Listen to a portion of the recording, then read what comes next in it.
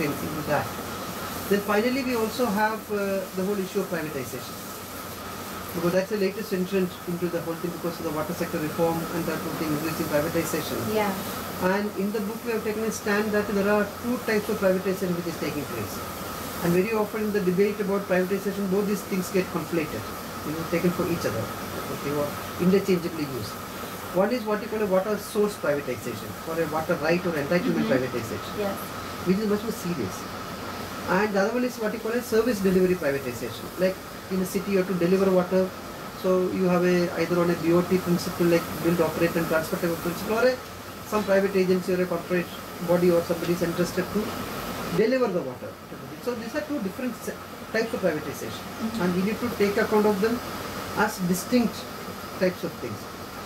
Now, for example, the source privatization, we have an example in the couple of examples in the book. One is from two are from Chhattisgarh.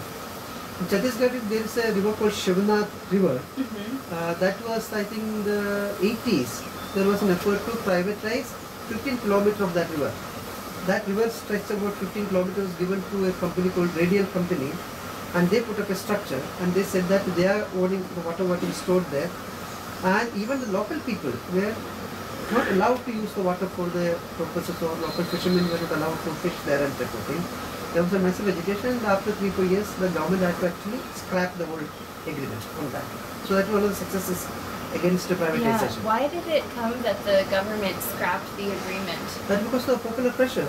People agitated, so then the government just could not do this.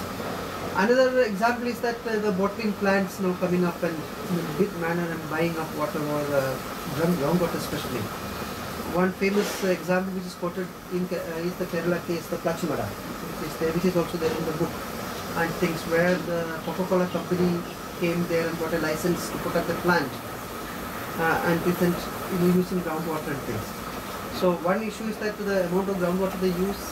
Second is the type of pollution which they have been creating. So that is a major area of contestation with the local people and things. And then the Gram Panchayat, which is supposed to be now for the devolution of the administrative of the political power, they have a right to see what type of industries to come up and to give license and things.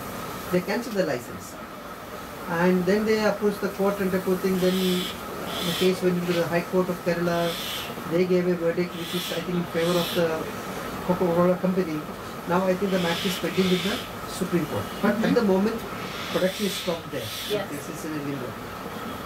So there are cases of that type of a thing. So where the forum stands or the geotechnical stand that no source or entitlement privatization should take place. Nothing of that sort. But in terms of service delivery, for example, you can think of different mechanisms.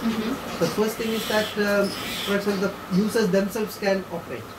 Either you have in the irrigation sector, you have the water users cooperative societies coming about the WS, where they manage the water technology. You don't need a different type of thing. Or the Gram Panchayats can also operate some of these type of thing. You don't need a thing.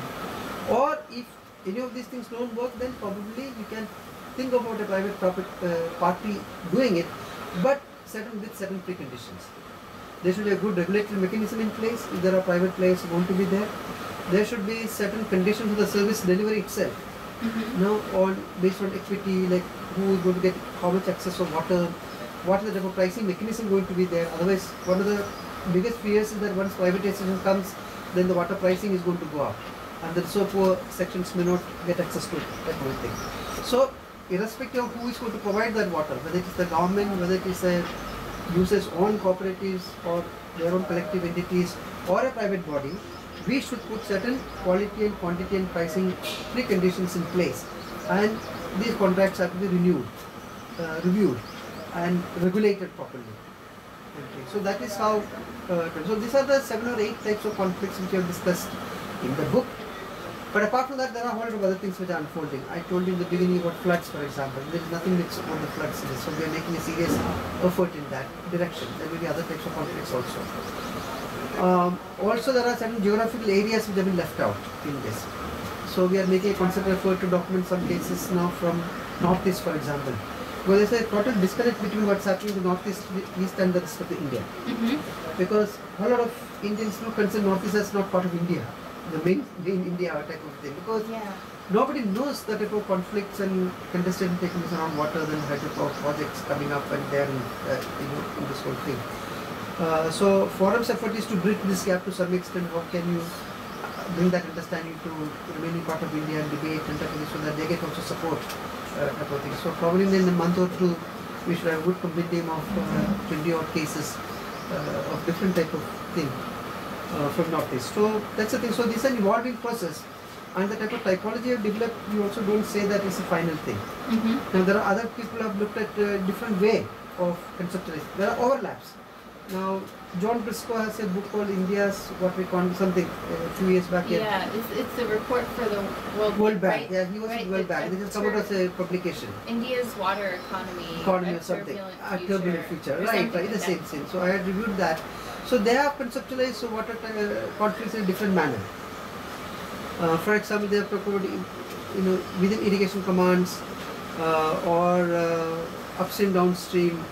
So they use a different type of terminology. Yeah. Some are common types, but some are little different. Yeah.